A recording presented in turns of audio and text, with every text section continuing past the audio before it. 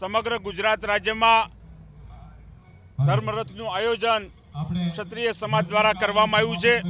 ગામડે ગામડે જઈને ધર્મરથ જે ક્ષત્રિય સમાજની અસ્મિતા ઉપર પ્રહાર કરવામાં આવ્યો છે। ક્ષત્રિય સમાજની માતાઓ અને બહેનો વિશે જે અભદ્ર ટિપ્પણી કરવામાં આવી છે, આ અભદ્ર ટિપ્પણી કરનાર રાજકોટ લોકસભા મત વિસ્તારના ભારતીય જનતા પાર્ટીના ઉમેદવાર પરસોત્તમ રૂપાલાની ટિકિટ રદ કરાવવાની માગણી સમગ્ર ક્ષત્રિય સમાજે ગુજરાત રાજ્યમાં કરી હતી।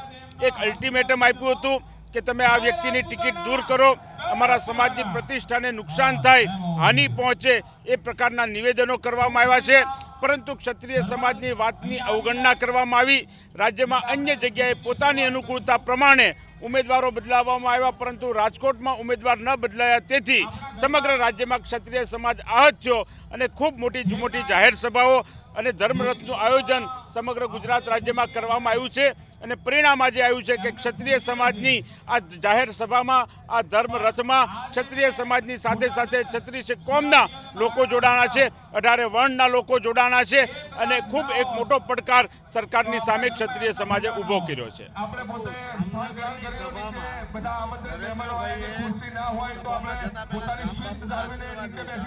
જામબાપુએ એમના સ્વાગતમાં એમને પાછળ બધા ભાઈઓ ઊભા છે, તે બધા પાઘડી પહેરીને સભા સંબોધનમાં જામબાપુએ ખુદે મને પાઘડી પહેરાવી છે અને હું આ વસ્તુને જે આંદોલન છે, જે પ્રશ્ન છે, એને હું અહીંયા સમાપન ગણી અથવા માની।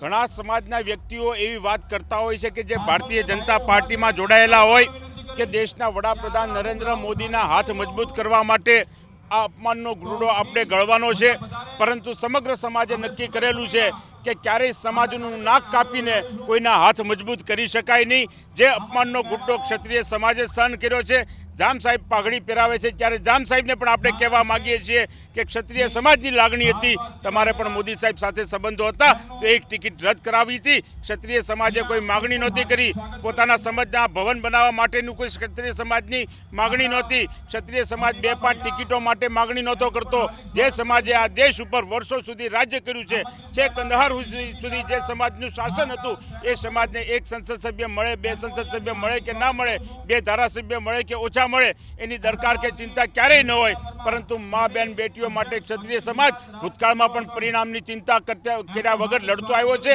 અને ભૂતકાળમાં પણ ક્ષત્રિય સમાજ જ્યારે લડતો હતો ત્યારે ક્યાંક પોતાના જ ભાઈઓ ક્ષત્રિય સમાજની સામે રહ્યા, પરંતુ મોટાભાગનો ક્ષત્રિય સમાજ ક્યારેય પોતાના સિદ્ધાંતોથી ડગ્યો નહોતો।